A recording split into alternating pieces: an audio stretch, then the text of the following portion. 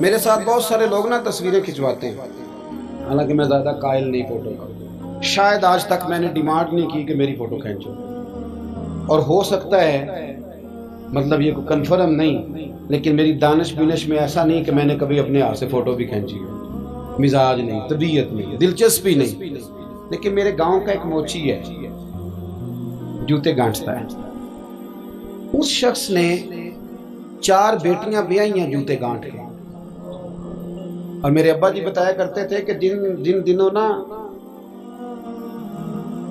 دھیلا چونی جوتا گانٹنے، اب تو جوتے کوئی گنڈواتا ہی نہیں، اب تو گانٹنے کا رواج نہیں، اب تو بچے نئے ہی لیتے ہیں، تو جوتا گانٹنے کے لیے جب اس کو دیتے تھے تو چونی اگر اس کی ہوتی تھی نا تو اس کو کہتے تھے نا روپیہ تو رکھ لے، تو کہتا کیوں رکھوں جی، میری چونیاں تو میں نے چونی لے لی، اور ناراض ہو جاتا تھا۔ 4 بیٹیوں کی شادی کی ہے اس نے، پھر اللہ نے اسے عمرہ بھی کرایا، اور آج بھی وہیں بیٹھا ہے۔ تو میں جب گاؤں جاتا تو میں کہتا ہوں چاچا میں تیرے ساتھ تصویر کھنچوانی ہے، تو مجھے کہتے ہیں پتر میرا تے منہ بھی نہیں تو پیا میرے ساتھ فوٹو، تو میں کہتا ہوں یار تو ایک انسان ہے، تو ایک مثال ہے، جس بندے نے ہاتھ پھیلانے سے نفرت کی ہو، اب تو چندہ ہی چندہ رہ گیا، چندہ ہی چندہ، اس کے علاوہ اللہ معاف کرے کوئی دوسری شے۔ میں گلاسکو میں تھا تو مجھے ایک صاحب کہنے لگے آپ نے کوئی اعلان چلان نہیں کرنا، مدرسہ نہیں ہے؟ میں نے کہا مدرسے بڑے ہیں پر اللہ کا فضل ہے، کیونکہ وہ نبی کریم کے نام کے ہیں تو ہمیں کبھی کمی کوئی نہیں آئی، کبھی نہیں کمزوری آئی، رونے کا مزاج بھی نہیں، وہ چل رہا ہے مدرسہ۔ تو میں نے کہا آپ کیا سمجھتے ہیں جو یہاں آیا ہے وہ چندے لے نہیں آیا ہے؟ کیا مزاج آپ لوگوں نے بنا لیا، اس سے نکلیں۔ وہ بھی کوئی قومیں ہوتی ہیں جو ہر وقت ہاتھ پھیلا کے رکھتی ہیں۔ قرآن مجید نے صحابہ کی تعریف کی، لا یسألون الناس الحافا، وہ لپٹ لپٹ کر سوال نہیں کرتے۔ یہ اصحاب صفا کی بات کی قرآن پاک نے، لپٹ لپٹ کر سوال، خبردار تھوڑے پہ گزارا کرنا سیکھو، عزت کی زندگی جیو گے۔ اور نوجوان بالخصوص یاد رکھیں، اگر وقار سے جینا ہے، سر اٹھا کے جینا ہے اور مطمئن زندگی گزارنی ہے تو پھر اس بات پہ راضی ہو جاؤ جو اللہ نے ہمیں عطا کیا ہے۔ پھر تیرا 5 مرلے کا مکان، اگر تو نے فراڈ کا مکان خریدا ہے نا 6 کنال کا، تو اس سے تیرا 5 مرلے کا وقار والا گھر بڑا شاندار۔ عزت کے ساتھ اگر جینا چاہتے ہو، حاتم تائی سے کسی نے کہا تھا کبھی تو نے اپنے سے بڑا سخی بھی دیکھا ہے؟ حاتم تائی کا نام ہے نا آج تک سخاوت میں، اپنے سے بڑا سخی بھی دیکھا ہے؟ اس نے کہا دیکھا ہے۔ کون سا؟ کہنے لگا میں نے ایک دفعہ اپنے سارے شہر کی دعوت پکائی تو میں چہرے پہ نقاب اوڑھ کے نکلا کہ پتہ کروں کوئی آدمی رہ تو نہیں گیا۔ تو جب میں جنگل میں گیا تو میں نے ایک بابے کو لکڑیاں کاٹتے دیکھا۔ سب لوگ اس زمانے کے جتنے پڑھے لکھے شعراء ادیب سب میں نے بلائے، بابا لکڑیاں کاٹ رہا تھا۔ توجہ ہے میری بات پر؟ کہتے میں اس کے قریب گیا، چہرے پہ نقاب تھا، میں نے کہا بابا جی آپ کو نہیں پتا آج حاتم تائی کی دعوت ہے؟ کہنے لگا بیٹے پتہ ہے۔ تو میں نے کہا جانا نہیں؟ تو کہتے بابے نے عجیب جواب دیا، کہنے لگا مجھے نا اپنے ہاتھوں کی کمائی کا چسکا لگ گیا۔ کس کا چسکا؟ ہاں آج کل چسکا یہ ہے کہ کسی کو پارٹی کیسے ڈالنی ہے، کیسے مفت کی روٹی کھانی ہے۔ کس کا چسکا لگ گیا؟ اپنے ہاتھوں کی۔ بولیے۔ میرے نا مدرسے میں ایک لائق بچہ پڑھتا ہے، مالدار گھرانے کا تھا، تو تھوڑی سی نا آپ کو پتہ ہے دوران طالب علمی ہمیں بھی بڑے بہانے آتے تھے، تو یہ چیزیں یاد آتی ہیں، تو تھوڑا آگے پیچھے ہوتا تھا۔ مدرسے میں کام ہو رہا تھا تو میں اس کو کھڑکی میں لے کے کھڑا ہو گیا، میں نے کہا بیٹے ایک چیز تجھے دکھانی ہے، جب تیرے سامنے بھنا ہوا گوشت رکھا جاتا ہے تو نخرے کرتا ہے، ادھر بھی آ ایک نظارہ دیکھ۔ مزدور نہ سویرے 2 روٹیوں کے بیچ اچار رکھ کے لاتا ہے، اور جب وہ دوپہر کو کھانے لگتا ہے نا میرے بھائی، تو وہ اچار اس کی روٹیوں کو بھی لگ جاتا ہے، پونے کو بھی لگ جاتا ہے۔ لیکن جب دوپہر کا وقت ہوتا ہے تو مٹی سے لتھڑے ہوئے ہاتھ پہلے وہ جا کے ٹوٹی پہ دھوتا ہے، پھر وہ کیا کرتا ہے کہ وہ پانی کا پیالہ خود بھر کے رکھتا ہے۔ توجہ میری بات پہ رکھیں۔ پھر وہ زمین پہ بیٹھتا ہے، اور جب وہ پونا کھولتا ہے نا، کبھی اسے کھاتے ہوئے دیکھو، یوں محسوس ہوتا ہے کہ دنیا کی ساری نعمتیں اس کے سامنے پڑی ہوئی ہیں، اور ٹیبل پر بیٹھ کر 22,000 کی روٹی کھانے والے اتنا شکر ادا نہیں کرتے جتنا وہ بندہ شکریہ ادا کرتا ہے۔ یا اللہ تیرا شکر ہے، یا اللہ تیرا شکر ہے۔ اور ان کو لفظ نہیں سیدھے پڑھنے آتے، ویسے بھی لفظ تاثیر سے بنتے ہیں، تلفظ سے نہیں۔ اہل دل آج بھی ہیں اہل زبان سے آگے. صحیح تلفظ نہیں ادا کرنا آتا، لیکن جب وہ ہاتھ باندھ کے کہتے ہیں نا یا اللہ تیرا شکر ہے، تو یوں محسوس ہوتا ہے کہ روٹی تو اس بندے نے کھائی ہے. کھانا تو، ورنہ شادی کے موقع پر اتنا کھایا نہیں جاتا جتنا تباہ کیا جاتا ہے، کیونکہ مفت کا ہوتا ہے نا، مفت کا. تو یاد رکھیں محنت کی کمائی ایک حسن ہے، ایک وقار ہے. وہ جو بندہ 50 لاکھ روپیہ مہینے کا یا سال کا کماتا ہے وہ تو دیکھتا بھی نہیں بیچارہ پیسوں کو. وہ بینک میں آئے اور بینک سے ہی ساری زندگی اپنی دولت دیکھ سکتا، لیکن جو 600 روپیہ دیہاڑی لیتا ہے نا، اس کو جب شام کو ملتی ہے تو 3 دفعہ ہاتھ صاف کرتا ہے اور 3 دفعہ بسم اللہ شریف پڑھتا ہے اور پھر وہ جیب میں ڈالتا ہے. پھر وہ حساب کرتا ہے کہ 50 کہاں لگانے ہیں، 60 کہاں. تو خودداری سے جیو، باوقار رہو گے، باعزت رہو گے. حاتم طائی کہتے ہیں مجھے کہنے لگا کہ مجھے ہاتھوں کی کمائی کا چسکا لگ گیا ہے، اب مفت کے دسترخوان پر مجھے مزہ نہیں آتا. تو کہتے ہیں میں تو بس اس کا فدائی ہو گیا. جب میں واپس آنے لگا تو اس نے مجھے آواز دی. میں واپس پلٹا تو کہنے لگا بیٹا آپ بھی دعوت پہ جا رہے ہیں؟ میں نے کہا ہاں. تو اس نے مجھے 5 دینار نکال کے دیے.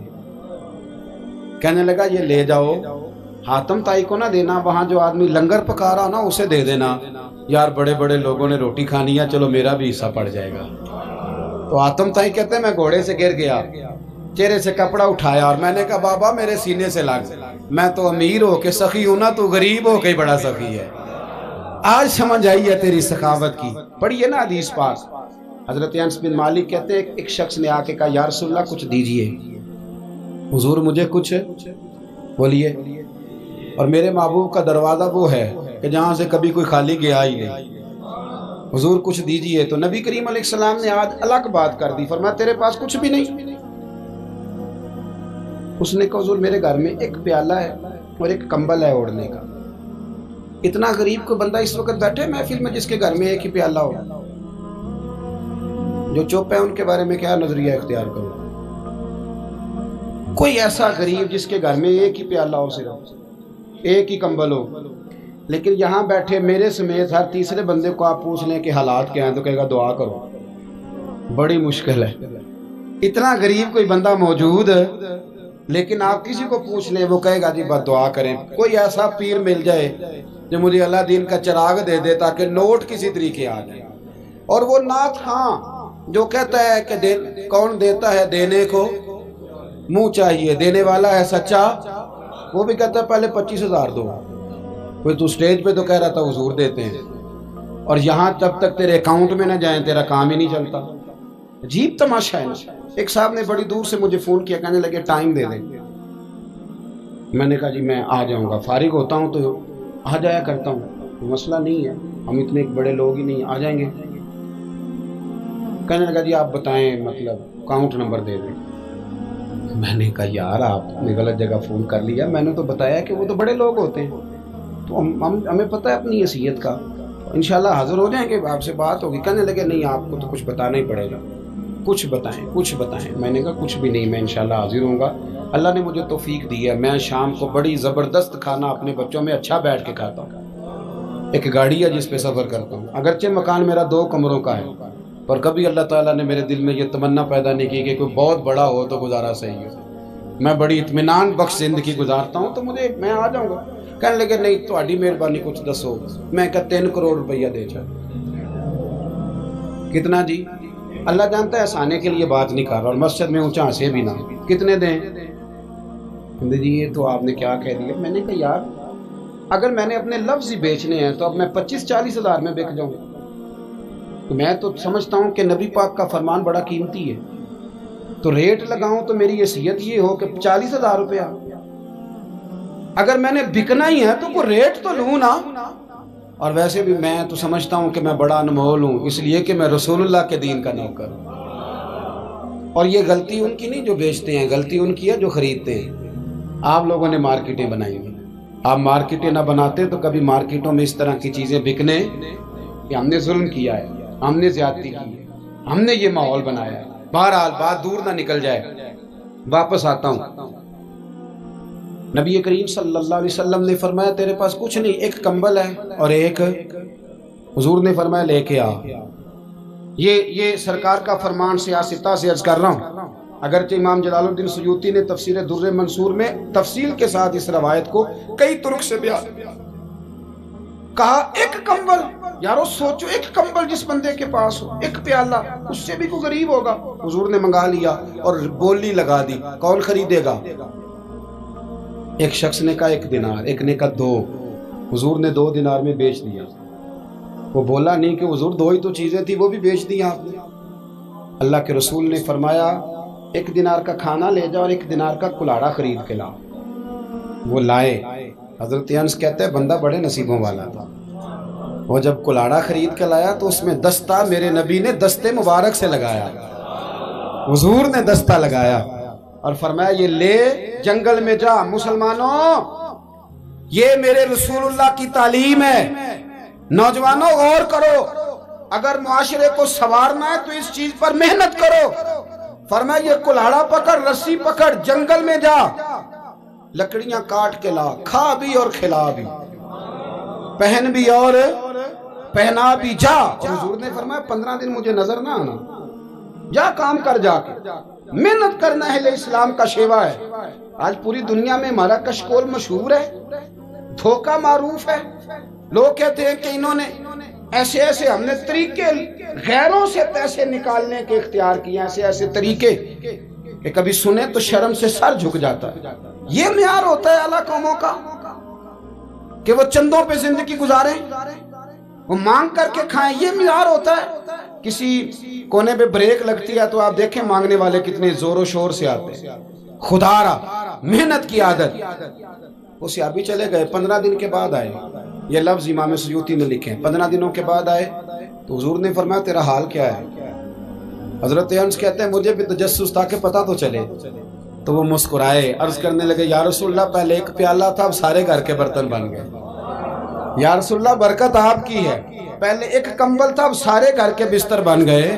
اور امام سیوطی کہتے ہیں انہوں نے جیب میں ہاتھ ڈالا تو 10 دینار نکالے، عرض کی حضور رکھ لے، میں اصحاب صفا کے لنگر میں حصہ ڈالنے آیا ہوں، یہ قبول کر لے مجھ سے۔ مہربانی فرمائیں، مہربانی، خودداری سے جئیں اور تھوڑے پہ گزارا کریں۔